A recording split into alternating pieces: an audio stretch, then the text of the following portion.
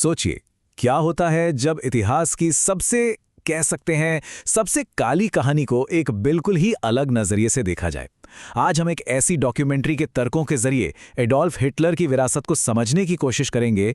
एक ऐसी डॉक्यूमेंट्री जो हमारी अब तक की हर समझ पर ही सवाल खड़े कर देती है।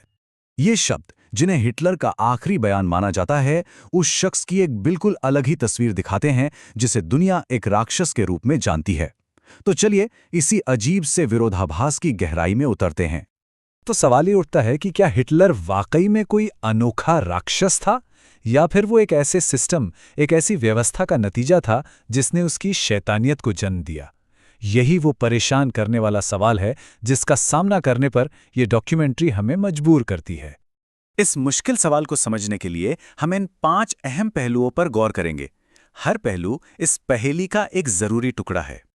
चलिए इस उलझे हुए मुद्दे को सुलझाना शुरू करते हैं।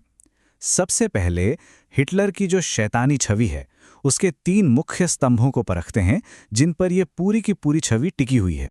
जो ये है वो 3 मुख्य आरोप जो इतिहास में हिटलर की पहचान बन गए हैं, और ये डॉक्यूमेंट्री हमें इन तीनों ही आरोपों पर ज्यादा बारीकी से एक अलग नज़र से देखने के लिए कहती है। और यहीं पर ये डॉक्यूमेंट्री एक बहुत ही विवादास्पद मोड़ लेती है। वो पूछती है, क्या ये सच जिन्हें हम सब जानते हैं एक ज्यादा असहज और जटिल हकीकत को छिपा रहे हैं? तो आइए पहले आरोप से शुरू करते हैं, लाखों लोगों की हत्या, और देखते हैं कि ये डॉक्यूमेंट्री हमें इसे एक अलग नज़रिए से देखने के लिए कैसे चुनौती देती है। हम सब होलोकॉस्ट के भयानक आंकड़ों से वाकिफ हैं, है ना? 60 लाख यहूदी और लाखों दूसरे लोगों की हत्या।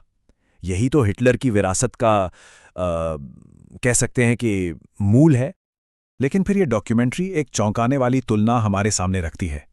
माओ त्से तुंग के ग्रेट लीप फॉरवर्ड की वजह से अनुमान है कि 4 करोड़ से भी ज्यादा लोगों की जानें गईं। ये होलोकॉस्ट के आंकड़ों से कई गुना ज्यादा है। और फिर स्टालिन का जिक्र आता है, जिसके राज में 2 करोड़ से ज्यादा लोग मारे गए थे।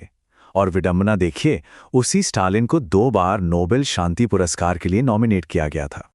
तो ये टेबल देखिए, ये साफ साफ दिखाती है जो इस डॉक्यूमेंट्री का मेन तर्क है कि मौतों की संख्या और ऐतिहासिक बदनामी के बीच एक बहुत ही चौंकाने वाला फासला है। मतलब आंकड़े कुछ और कहते हैं और इतिहास की किताबें कुछ और। तो ये साफ है कि संदर्भ यानी कॉन्टेक्स्ट बहुत ज्यादा मायने रखता है।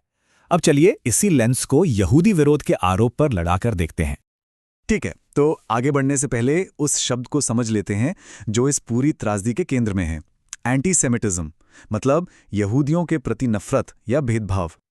अब डॉक्यूमेंट्री एक बहुत ही अहम सवाल उठाती है, क्या हिटलर ने इस नफरत को खुद पैदा किया था, या फिर उसने सदियों से जल रही एक पुरानी आग को सिर्फ और हवा दे दी थी? देखिए, इतिहास एक लंबी और काफी परेशान करने वाली कहानी बताता है। डॉक्यूमेंट्री हमें याद दिलाती है कि यहूदी विरोध हिटलर से बहुत बहुत पहले से मौजूद था। पूरे यूरोप में सदियों से ये निष्कासन होते रहे हैं, जैसा कि हम देख सकते हैं। ठीक वैसे ही जैसे यहूदी विरोध की जड़ें गहरी थीं, डॉक्यूमेंट्री का तर्क है कि दूसरे विश्व युद्ध के बीज भी हिटलर के सत्ता में आने से बहुत पहले बो दिए गए थे।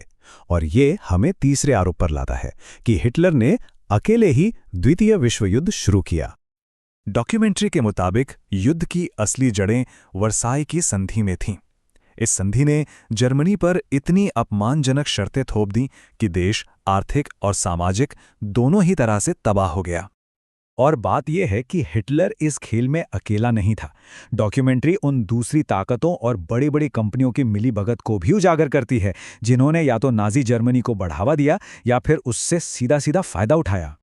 ये सारी बातें हमें डॉक्यूमेंट्री के मुख्य तर्क की ओर ले जाती हैं, जिसे कहते हैं साझा बुराई का सिद्धांत। आइडिया ये है कि किसी एक विलेन पर सारा ध्यान लगा देना बहुत आसान होता है। ये हमें एक सिस्टम की नाकामी की असहज सच्चाई का सामना करने से बचाता है, एक ऐसी सच्चाई जिसमें सिर्फ एक नहीं बल्कि कई किरदार शामिल थे। एक बात बिल्कुल साफ होनी चाहिए, ये डॉक्यूमेंट्री हिटलर को निर्दोष साबित करने की कोशिश बिल्कुल नहीं कर रही है, बल्कि ये तर्क देती है कि वो कई विलेन्स में से एक था। लेकिन उस पर सबसे ज्यादा ध्यान इसलिए गया क्योंकि आखिर में वो हार गया। और ये सब कुछ उस एक पुरानी कहावत पर आकर टिक जाता है, इतिहास हमेशा विजेता लिखते हैं। तो आखिर में हम सब इस एक बहुत ही परेशान करने वाले सवाल के साथ रह जाते हैं कि अगर इतिहास वाकई विजेताओं की लिखी कहानी है, तो फिर वो कौन से विलेन हैं जिनके बारे में हमें कभी सुनने को ही नहीं मिला। ये डॉक्यूमेंट्री किसी को माफ करने के लिए नहीं बनी है, बल्कि ये हमें उकसाती है कि हम